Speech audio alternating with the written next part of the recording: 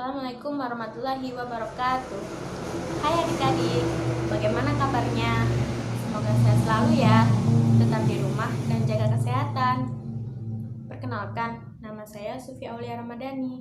Saya berasal dari Universitas Hasyim Asy'ari Tebu Ireng, Jombang. Kali ini saya mengajak adik-adik untuk belajar tentang cerita fiksi, terutama yang kelas 4 ya. Kali ini kita belajar tentang tema 8, subtema 1, pembelajaran 1, yaitu daerah tempat tinggalku. Apa sih cerita fiksi itu? Cerita fiksi ialah cerita rekaan atau hayalan pengarang. Isi cerita dapat murni berasal dari hayalan pengarang, tetapi juga dapat berdasarkan pada fakta cerita tersebut. Adapun ciri-ciri dari cerita fiksi, yang pertama yaitu merupakan cerita rekaan atau cerita nyata yang diolah oleh pengarang. Yang kedua, suatu peristiwa. Yang ketiga, disajikan dalam alur cerita. Yang keempat, menggunakan bahasa tidak baku. Adapun contoh dari cerita fiksi, misalnya Sang Kuryang, Danau Toba, Andi-andi Lumut, Bawang Merah Bawang Putih, Timun Mas. Nah, saya di sini mempunyai salah satu contoh cerita fiksi, yaitu yang berjudul Sang Kuryang. Di sini saya akan membacakan cerita tentang Sang Kuryang.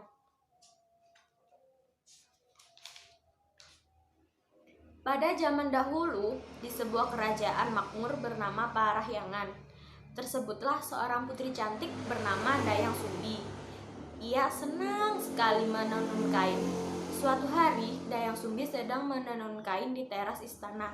Entah kenapa, ia terlihat malas dan pusing. Berkali-kali benangnya terjatuh. Karena malas mengambil, maka tiba-tiba ia berkata, "Barang siapa yang mengambilkan barang itu untukku, maka aku akan bersumpah kalau dia laki-laki akan aku jadikan suamiku."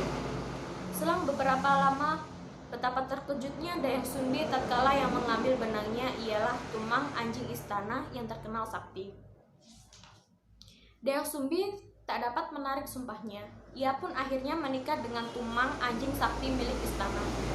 Hasil pernikahan mereka, Dayang Sumbi melahirkan bayi laki-laki yang berwujud manusia, yang diberi nama Sang Kuryang. Tumang berpesan agar tidak memberitahukan kalau Tumang adalah ayahnya. Sang Kuryang tumbuh menjadi anak yang tampan dan cerdas. Tumang selalu mengikutinya kemana Sang Kuryang pergi, serta mengajarkan kesaktian yang dimilikinya.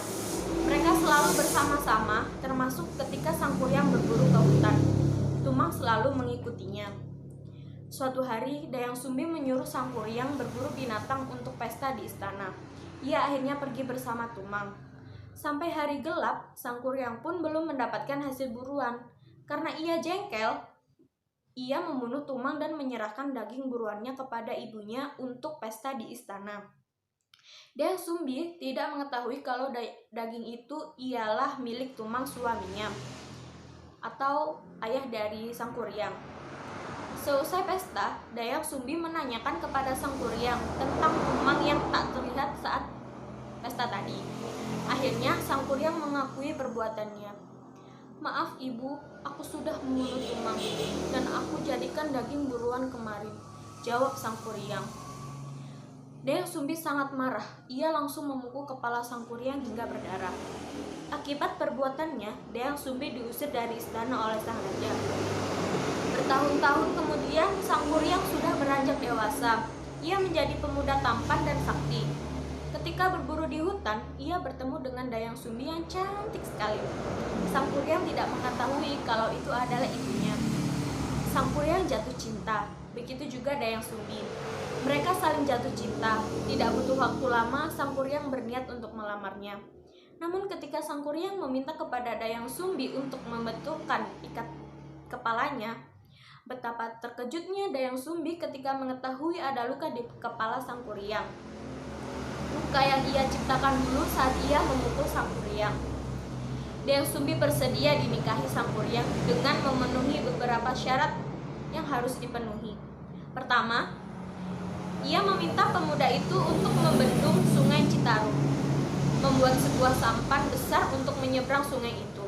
Kedua, syarat itu harus dipenuhi sebelum fajar menyingsing. Sang Kuryang mengeluarkan seluruh kesaktiannya. Ia mengundang seluruh makhluk halus dan jin untuk membantunya. Kesaktiannya ini diajarkan oleh ayahnya si Tumang. Mereka bekerja semalaman, membuat bendungan dengan batu dan tanah. Betapa senangnya hati Sang Kuryang.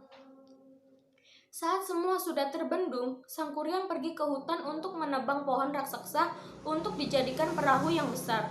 Sementara Dayang Sumbi mulai gelisah. Syarat yang ia berikan hampir semua diselesaikan, sementara fajar masih lama. Dayang Sumbi begitu panik. Ia akhirnya berdoa kepada Tuhan. Ya Tuhan, bagaimana aku bisa menikah dengan anakku sendiri? Sedangkan syarat yang aku berikan hampir semua dilaksanakan oleh Sang Kuryang. Tolonglah percepat fajar datang agar semua makhluk itu pergi. Dan keajaiban terjadi. Fajar telah datang dan semua makhluk segera menghentikan pekerjaannya. Sang Kuryang begitu marah, padahal perahu besar yang ia buat belum selesai. Ia segera mendatangi Dayang Sumbi. Siapa sebenarnya kau? Kenapa kau menipuku? Dayang Sumbi hanya menangis. Maafkan aku, Sang Kuryang. Bagaimana aku bisa menikahi anakku sendiri? Sang Kuryang sangat marah. Ia langsung menendang perahu besar yang ia buat hingga terlempar jauh. Perahu besar itu jatuh dengan posisi terbalik dan berubah menjadi gunung, yang hingga sekarang dikenal dengan sebutan Gunung Tangkuban Perahu. Setelah kalian membaca cerita, kalian bisa menyebutkan tokoh-tokoh yang ada dalam cerita. Misalnya, yang sudah saya baca tadi tentang Sang Kuryang.